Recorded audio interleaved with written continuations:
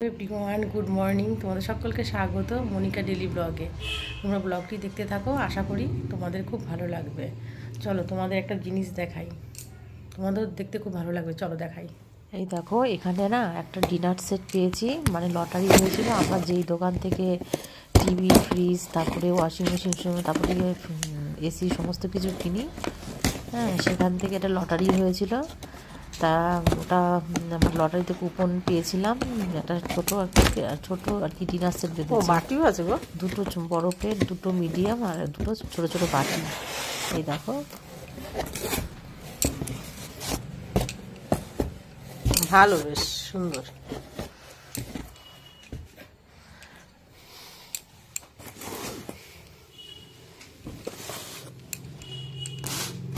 এই ছোট ডিনার সেটটা হচ্ছে লাউ পলার। হ্যাঁ, আমি মানে ছোট ছোট জিনিসে মানে খুব সন্তুষ্ট হই, মানে গিফটটা পেয়ে খুব মানে খুশি হয়েছি।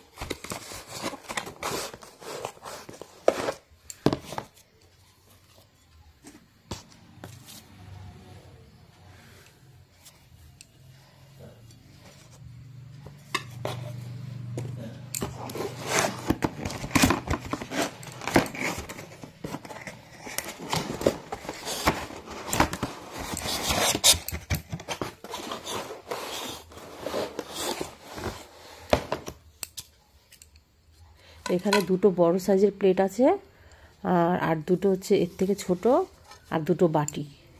এই দেখো, দেখতে খুব সুন্দর হয়েছে।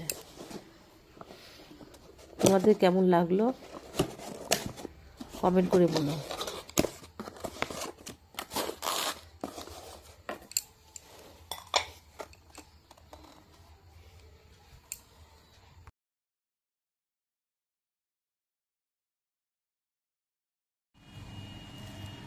এই দেখো, এই পেঁয়াজগুলি নিয়ে এসেছি, বেগুন আছে, পটল, শিম, আর এখানে চা পাতা আছে, আর এক প্যাকেট মাতরি পাঁপড়, আর একটা ফুলকপি। এই যে প্রত্যেক দিনই তো সবজি বাজার করি, সবই আছে, আলু, পেঁয়াজ, লঙ্কা, আদা, রসুন। তা ওই বেগুন, শিম আনতে গেছিলাম বলে ফুলকপিটা পছন্দ আজকে হলো। প্রথম এই পেঁয়াজগুলি নিয়ে আসলাম, শীতের প্রথম সবজি পেঁয়াজগুলি, মানে আজকে আমরা খাবো। আর আজকে না তোমাদের সাথে আমি ওই মোরলা মাছের মানে টক রান্না করবো, সেটাই শেয়ার করবো।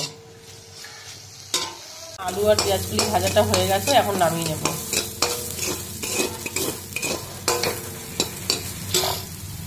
তোমাদের এই মোরলা মাছের টকটা কিভাবে রান্না করতে হয় সেটাই শেয়ার করি। এরকম প্রথমে সর্ষে দিয়ে দিলাম,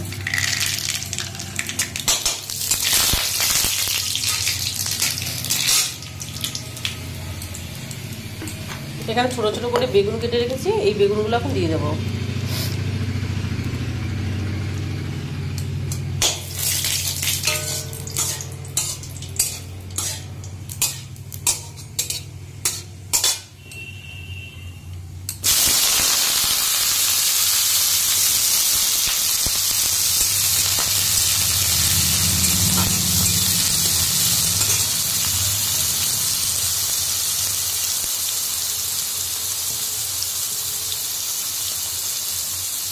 কতগুলো কাঁচা লঙ্কা দিয়ে দিলাম,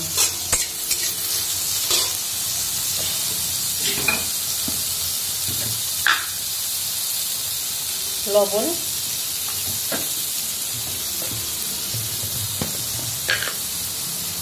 হলুদ, আর লঙ্কার গুঁড়ো দেবো পরে, এখন না, একটু ভেজে নিই।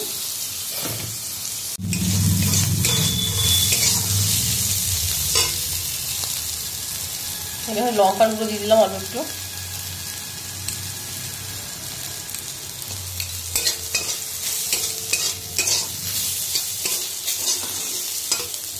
এবার অল্প একটু জল দিয়ে দেবো।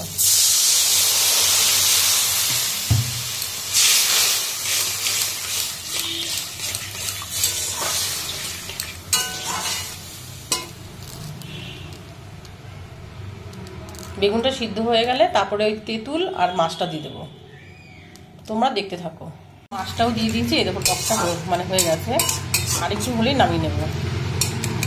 এই দেখো মানে খেতে দারুণ হয়, এত সুন্দর টেস্ট হয় খেতে।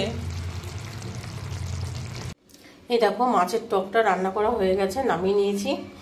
দেখতে কেমন হয়েছে অবশ্যই কমেন্ট করে জানাবে, আর খেতে কিন্তু দারুণ হয়েছে। এই দেখো এই জায়গায় না 4-5টা 6টা স্থলপদ্ম ফুল গাছের ডাল লাগিয়েছিলাম, দেখো কি সুন্দর ডাল, মানে বোনার পর কিছুদিন বাদেই কি সুন্দর পাতা বেরিয়েছে। গাছ নিয়ে এসে লাগালেও জ্যান্ত হয় না। এখানে একটা, এই দেখো এখানে একটা কচি বেরোচ্ছে, ওখানে একটা, মানে যে কটা ডাল লাগিয়েছি সব কটা ডাল জ্যান্ত হয়ে গেছে, ঠিক আছে। ওইদিকে বুনেছি সেটাও জ্যান্ত হয়ে গেছে, দেখো এখানে একটা বুনেছি এটাও জ্যান্ত হয়ে গেছে। মানে যে কটা ডাল বুনেছি প্রত্যেকটা ডালে মানে পাতা বেরিয়ে কি সুন্দর গাছ হয়ে গেছে, একটা ডালও মরেনি, প্রত্যেকটা ডালে পাতা হয়ে যায় সুন্দর।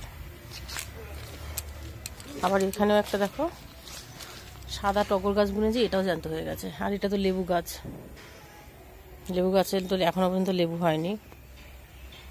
আমি এখন পুজো করতে বসেছি, অনেকটাই বেলা হয়ে গেছে।